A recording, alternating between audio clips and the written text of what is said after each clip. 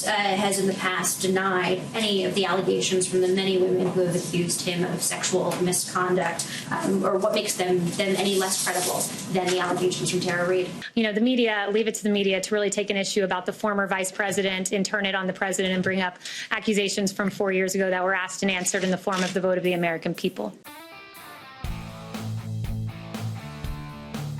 Today, former Vice President Joe Biden denied allegations of sexual misconduct against him. Does President Trump take him at his word, given that, as the president has said, he has denied allegations against himself? Well, what I would say is that we are pleased that the former vice president has decided to go on the record. It took him less than, 16 hours to follow the advice of the president of the United States and come out and publicly address those claims. One of the most important parts of your job, though, is to have access to the president. Can you give us some indication that since you've been named press secretary, what kind of access do you have to the president to get what he's thinking and relay it to us?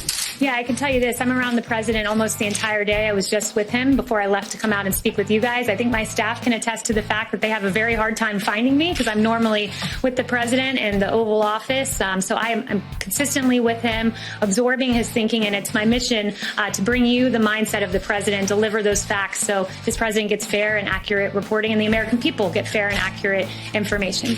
We seem to have had a trend in this country where presidents aggregate power at the federal level, but this president has devolved power. He's invested in a principle that I cherish, I know many others do, which is federalism, and I think that was the right decision. Look, I won't get ahead of any announcements from the president, but I will echo the president's displeasure with China. It's no secret that China mishandled this situation. Just a few examples for you. They did not share the genetic sequence until a professor in Shanghai did so on his own the very next day. China shut down his lab for, quote, rectification. They slow-walked information on human-to-human transmission alongside the World Health Organization and didn't let U.S. investigators in at a very important time. So we take displeasure with China's actions, but I certainly won't get ahead of the president with those announcements. Is the president seriously considering forcing China to pay some sort of compensation, reparations, whatever word you want to put on it? Again, when it comes to retaliatory measures, I will not get ahead of the president on that. The president said yesterday that he has a high degree of confidence that the coronavirus originated in a lab in Wuhan, China, and yet his own intelligence agencies say they're still investigating. So does the president have information, and has he drawn a conclusion that the intelligence community has not yet? Look, the president's statement is consistent with the other intelligence assessments. While we continue to have very limited and dubious data from China, current assessments indicated that President Trump's statement is consistent with what some analysts believe is the epicenter of where the virus began. And I would note that intelligence statement you're referring to really made 2 points. One, that this virus originated in China. Two, that it began through contact with infected animals or was the result of an accident at a laboratory in Wuhan. So I consider that consistent with what the president said, that he's seen intelligence suggesting it could be in the Wuhan laboratory.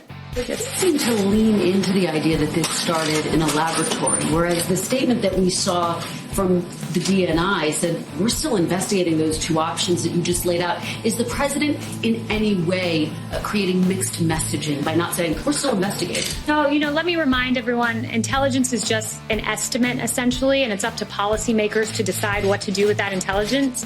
In this case, the policymaker is the president of the United States, and he'll make that decision at the right time.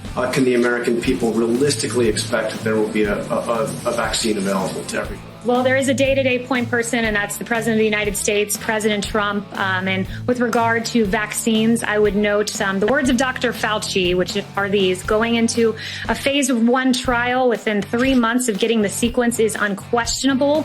The world indoor record. Nothing has ever gone this fast. So what the president is doing, and under the president's leadership, we're in phase 1 faster than ever before, according to Dr. Fauci, and that should encourage the American people. In the budget, and then there's really no other point person. I mean, I know the president ultimately, I guess the buck stops with the president, but he hasn't put somebody on the staff. I'm not going to get into any details as to exactly how that works, but just rest assured we're on an accelerated pace to a vaccine, at least for this phase 1 portion of clinical trial. The president tweeted this morning about the protests in Michigan. He essentially said that the governor of Michigan should worked with the protesters. He called them very good people and said that they are very angry. Some of those protests, I'm sure you saw, included, heavily armed protesters, members of militia groups. I wonder if the president was speaking about those specific members who stormed the Capitol in Michigan when he talked about very good people. Look, the president was referencing generally that in this country you have a First Amendment right to protest. I think that's something we all treasure here, and we should, rightfully. You have a right to do that constitutionally, but you must protest within the bounds of the law. He encourages everyone to protest lawfully, and also to engage in our social distancing guidelines, which we think all Americans should engage in. Do you have any response to just the imagery of, people with long guns and essentially storming the Capitol, going into face-offs with police officers and intimidating in some way some of the lawmakers? Again, the president says, that we must protest lawfully and act within the bounds of the law.